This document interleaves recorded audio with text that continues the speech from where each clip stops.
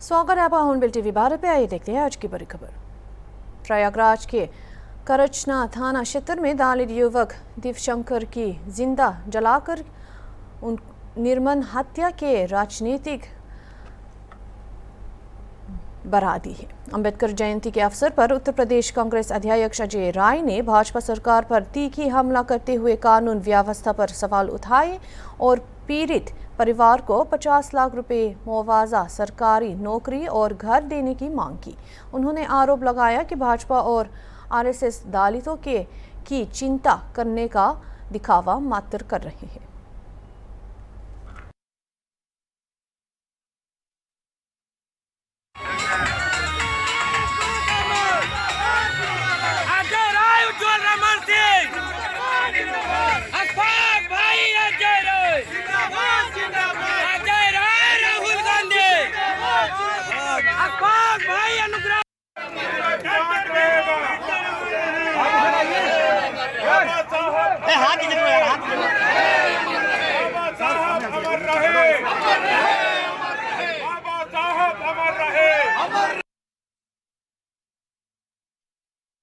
प्रयागराज के नारेबारे बाजार में अज्ञात बाइक सवारों ने चलती कार पर बम फेंका, जिसमें 2 लोग घायल हो गए। खबर के अनुसार सीसीटीवी में कैद हुए ये हमला देखकर दहशत फैल गई। पुलिस ने मामला दर्ज कर जांच शुरू कर दी है। 13/4/25 को रात लगभग 9:30 बजे चाक घाट के रहने वाले वादी ने सूचना दी कि जब वह चाक घाट से प्रयागराज की तरफ जा रहे थे तो बाइक सवार युवकों द्वारा नारीवारी क्षेत्र में उनकी गाड़ी पर बम के द्वारा हमला किया गया, जिसमें थोड़ी बहुत चोटें आई हैं, जिन्हें प्राथमिक उपचार के लिए भेज दिया गया है। FIR पंजीकृत कर ली गई है। शीघ्र ही अभियुक्तों की पहचान करके विधिक कार्रवाई की जाएगी। अंबेडकर जयंती पर भाजपा, कांग्रेस और सपा समेत प्रमुख राजनीतिक दलों ने डॉक्टर अंबेडकर की विरासत पर दावा करने की होड़ लगाई। अखिलेश यादव और संजय निषद जैसे नेताओं ने संविधान को आकर देने और समानता की वकालत करने में अंबेडकर की भूमिका पर प्रकाश डालते हुए उन्होंने उन्हें श्रद्धांजलि दी। और हमारे संविधान को हम सब पीड़ित परिवार को आगे बढ़ने का मौका देता है। आज हम उन्हें याद इसलिए भी करते हैं कि दुनिया का सबसे शानदार उन्होंने संविधान हमें दिया है। बाबा साहब भीमराव अंबेडकर जी के जीवन के बारे में जब हम लोग सुनते और पढ़ते हैं, उन्हें बचपन से ही तमाम तरह के भेदभाव का सामना करना पड़ा। समाज की जो बुराइयां हैं समय समय पर उन्हें लड़ना पड़ा। शिक्षा ग्रहण से लेकर के जिस समय वो शिक्षा ले रहे थे, वहाँ से लेकर के जीवन भर उन्हें संघर्ष करना पड़ा। पानी से लेकर के अगर वो पानी पीना चाहते थे, समाज की वो बुराइयां थी कि जानवर पानी पी सकते थे, लेकिन जो वंचित हैं, शोषित हैं, पीड़ित लोग हैं, बहुजन समाज के लोग पानी नहीं पी सकते थे। उन्हें समय समय पर समाज में इस कठिनाई और मुश्किलों का सामना करना पड़ा। जहां वो हमारे संविधान के शिल्पकार रहे, संविधान को निर्माता, वहीं वो अर्थशास्त्री भी थे, समाज की बुराइयों को समझने वाले, सामाजिक आंदोलन को आगे बढ़ाने वाले। इसलिए आज हम उन्हें याद करते हैं। आज सबसे ज़रूरी है कि संविधान से ही समाज और देश चले। इसलिए आज के दिन हम संकल्प लेते हैं सब लोग कि बाबा साहब भीमराव अंबेडकर जी का बना हुआ संविधान, उस पर चल करके संविधान को और मजबूत बनाएंगे। अगर संविधान कमज़ोर होता है तो हमारा लोकतंत्र कमज़ोर होगा। संविधान अगर हमसे छीना जाएगा तो हमारा हक अधिकार छीना जाएगा, हमारे शिक्षा का अधिकार छिनेगा, हमारे आरक्षण का अधिकार छिनेगा। बाबा साहब ने यही तो कहा था कि शिक्षा का अधिकार वो हथियार है, शिक्षा का अधिकार, जो बड़ी बड़ी लड़ाइयों को और बड़ी बड़ी बुराइयों को दूर कर सकता है। बीकेटी गांव है जहां पर खतारी है, वहां पर और आज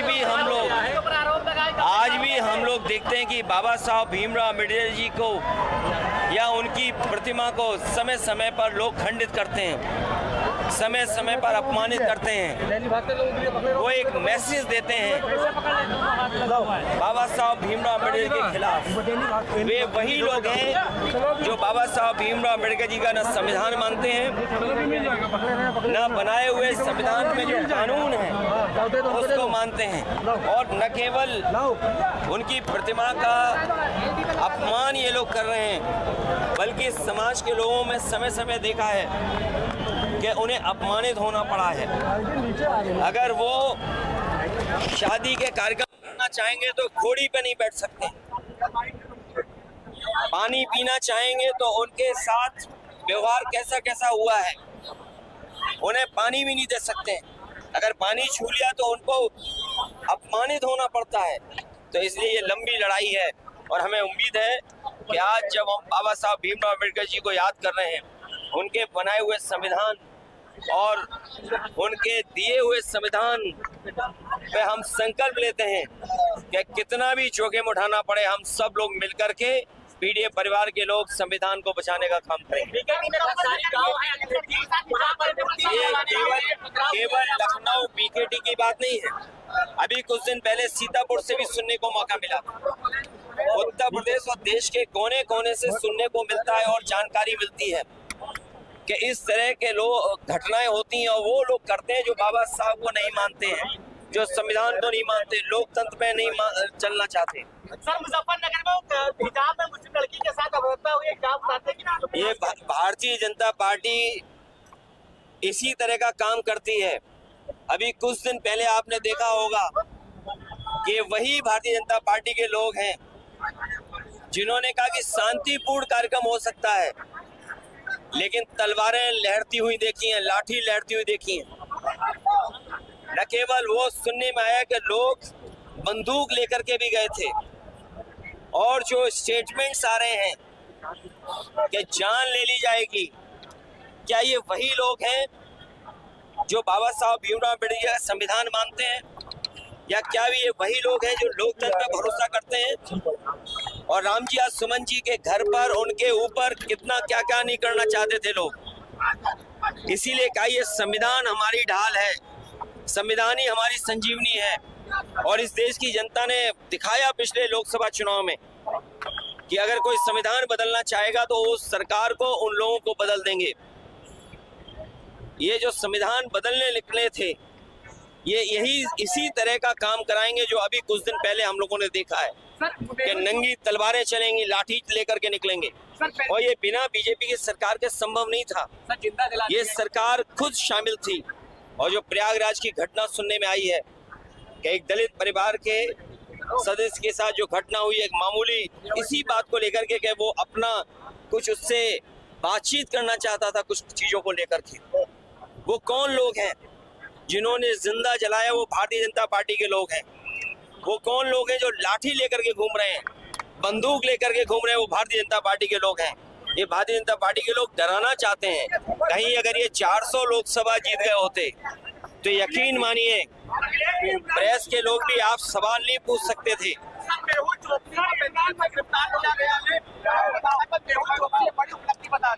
देखिए, ये सरकार की सब जानकारी में था। सरकार समय समय पर ऐसे काम करेगी जिससे तमाम बुनियादी सवालों पर चर्चा न हो।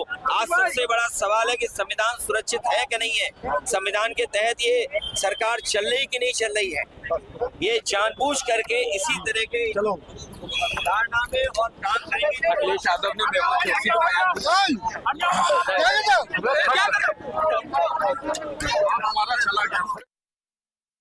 लखनऊ में डॉक्टर भीमराव अंबेडकर की जयंती धूमधाम से मनाया जा रहा है, और सीएम योगी आदित्यनाथ और सपा प्रमुख अखिलेश यादव ने हजरतगंज स्थित अंबेडकर प्रतिमा पर श्रद्धांजलि अर्पित की। सपा विधायक रविदास मल्होत्रा ने संविधान की महत्ता पर प्रकाश डाला और बंगल की घटना पर बात की।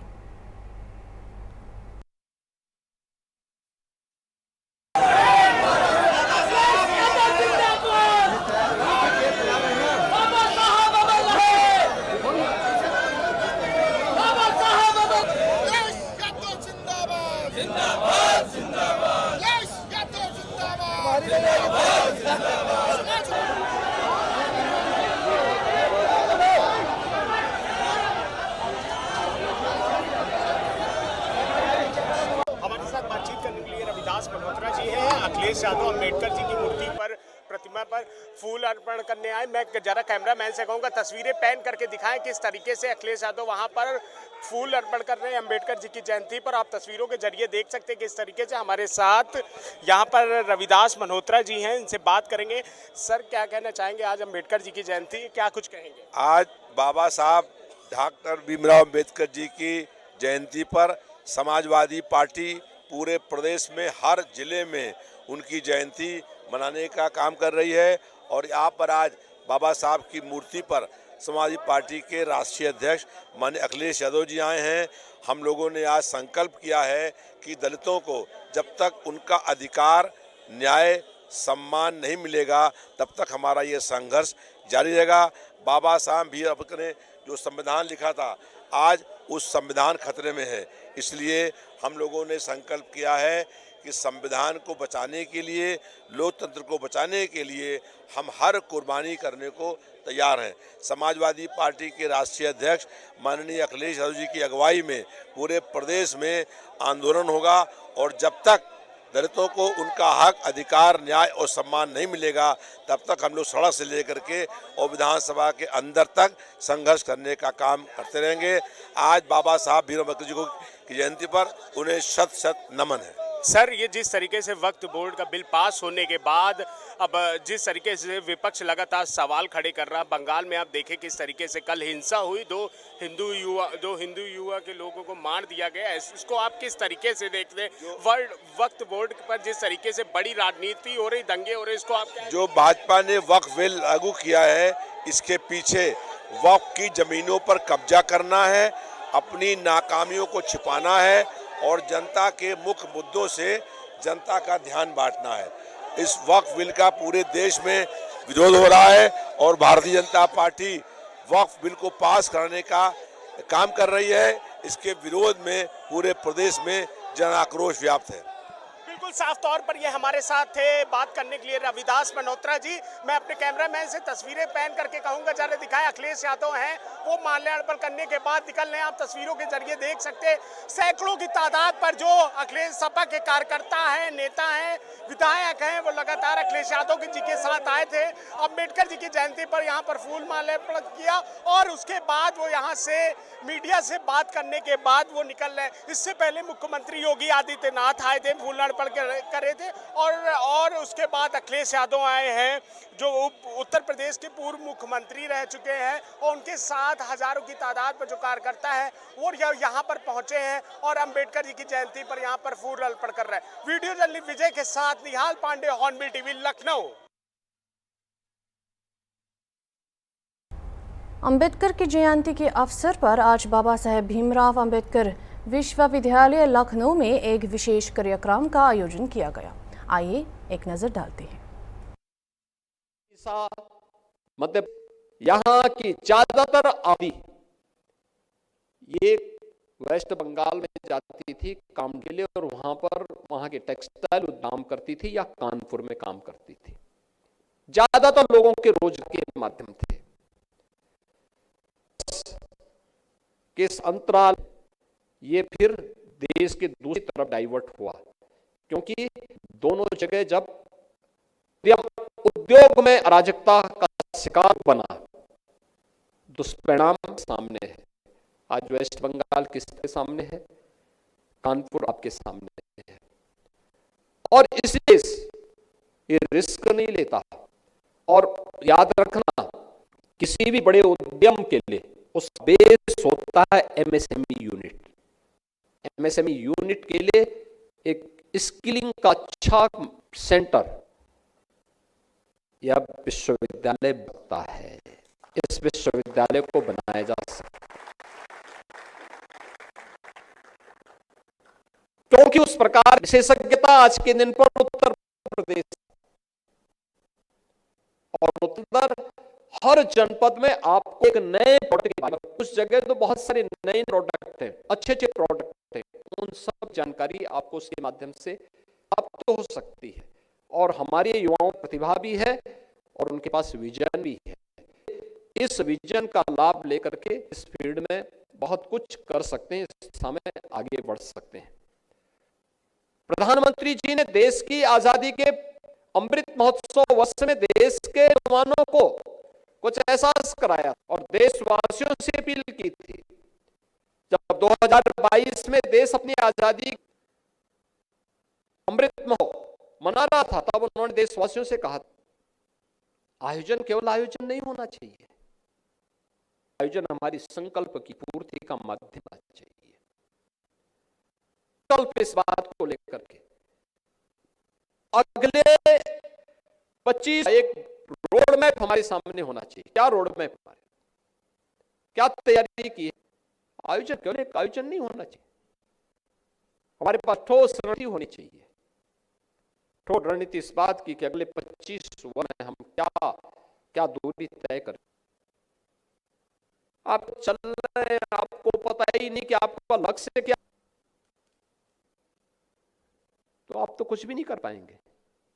आपको अपने गंतव्य तक पहुंचना है, अपने लक्ष्य तक पहुंचने के लिए मार्ग ढूंढना पड़े, और आपने हर मार्ग एक मंजिल तक ही देखा, लेकिन मंजिल चाहिए आपको।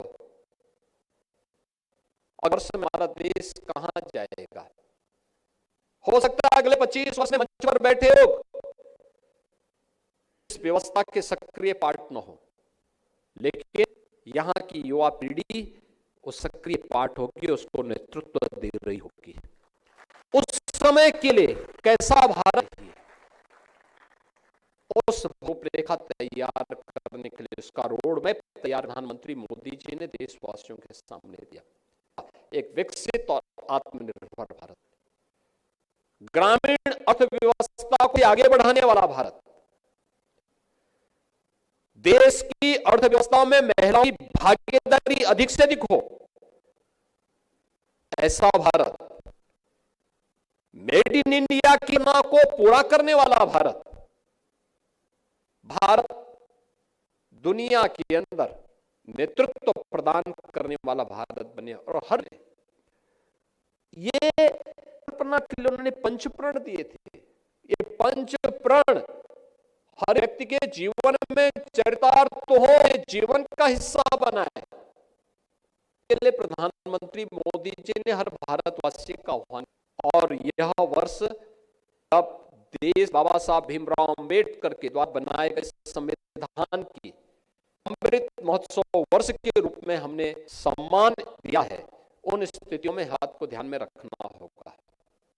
अनेक इस अवसर पर हो रहे हैं। विश्वविद्यालय अपनी स्थापना दिवस भी बना रहा है। देश एआईएमजे प्रमुख मौलाना राजवी ने उत्तराखंड और मध्य प्रदेश में मदरसों को सील करने की निंदा करते हुए इससे अल्पसंख्यकों के अधिकारों पर हमला और संवैधानिक सुरक्षा का उल्लंघन बताया।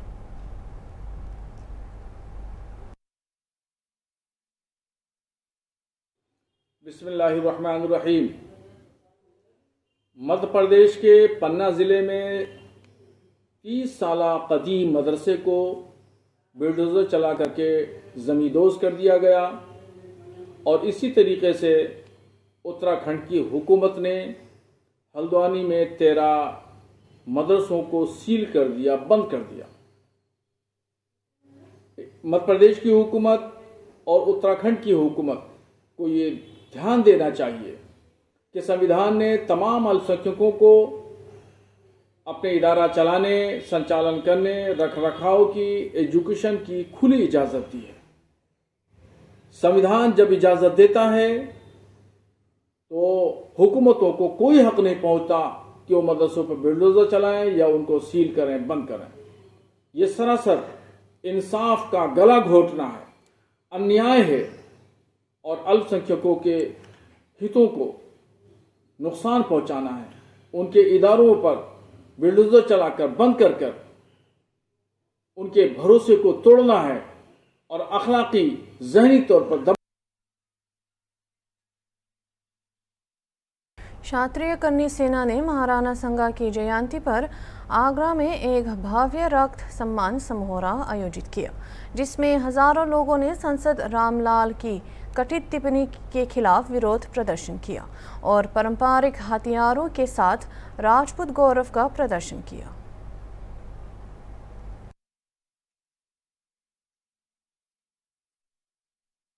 अभी के लिए इतना ही। दूसरे खबरों के लिए देखते रहिए हूनबिल टीवी।